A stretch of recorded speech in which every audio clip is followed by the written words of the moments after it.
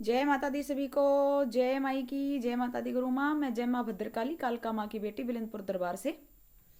तो एक बच्ची का सवाल था कि व्रत कैसे किए जाएं, कैसे परिपूर्ण हो, उसकी विधि बता दीजिए।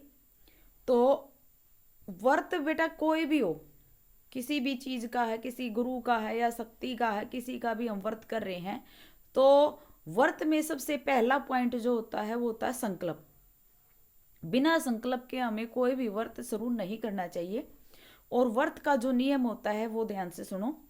क्या होता है कि हम जिसका भी व्रत कर रहे हैं, गुरु का कर रहे हैं या शक्ति का कर रहे हैं, किसी का या बाबा का कर रहे हैं, XYZ किसी का भी हम जो व्रत कर रहे हैं, तो उसका चोला रखना होता है, उसकी अरदास लगानी होती है।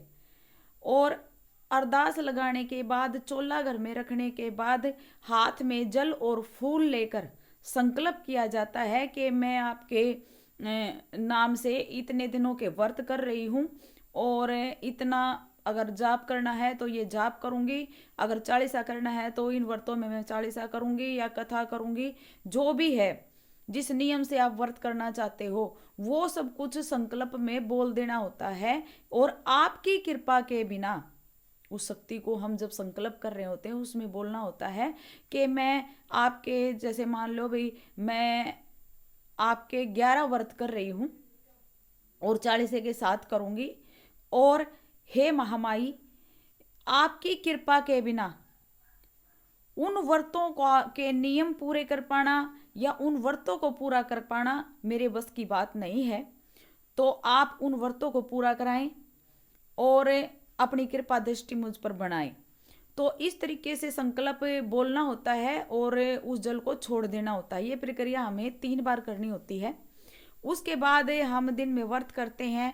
अगर चालीसा का बोला है चालीसा करते हैं, अगर कथा का बोला है कथा करते हैं, अगर जाप का बोला है जाप करते हैं। और शाम के समय जिस शक्ति का हम व्रत कर रहे हैं उसका जैसा भोग होता है वो भोग अपने मंदिर में, दरबार में लगाते हैं और अपना व्रत खोल लेते हैं। बिना संकल्प के कोई भी व्रत ना उठाएं, क्योंकि जब तक हम संकल्प नहीं करते हैं किसी चीज का तो वो व्रत नहीं लगते हैं। और जब तक हम उनका चोला या अरदास घर में नहीं रखते हैं, यथाशक्ति हम उनको उस चोले से, अरदास से उस शक्ति को अपने घर में बुलाते हैं, संकल्प करते हैं कि आपके नाम का ये मैंने रख दिया है और व्रतों पे मैं बैठ गई हूँ या गया हूँ, तो आप अपनी कृपा दृष्टि मेरे पर बनाएं। तो ये प्रक्रिया बहुत ही जरूरी होती है। अगर हम व्रत गुरु का कर रहे हैं तो गुरु व्रत में हमेशा खिचड़ी से व्रत खुलता है, क्योंकि गुरु गोरखनाथ की खिचड़ी होती है और वो गुरुओं के महागुरु हैं। तो जो व्रत होते हैं गुरु के वो खिचड़ी से खुलते हैं। माई के व्रत मोस्टली हलवे से, चने से खुलते हैं। और अगर हम बाबा बालाजी के व्रत कर रहे हैं तो वो चूरमे से खुलते हैं। तो इन चीज़ों का ध्यान रखना होता है।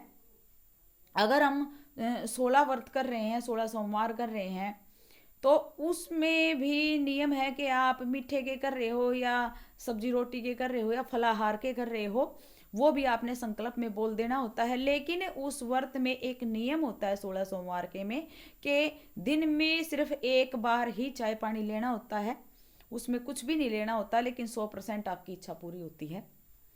तो कोई भी व्रत उठाओ बेटा, गुरु का उठाओ, महामाई का उठाओ या बाबा का उठाओ, मतलब XYZ किसी भी शक्ति का अगर आप व्रत उठा रहे हो तो वो सबसे मेन बात है संकल्प। संकल्प उठाओ, उनके नाम के कपड़े रखो और शाम तक पूरी श्रद्धा लगन से व्रत करो तो आपकी मनोकामना पूरी जरूर होगी। जय माई की।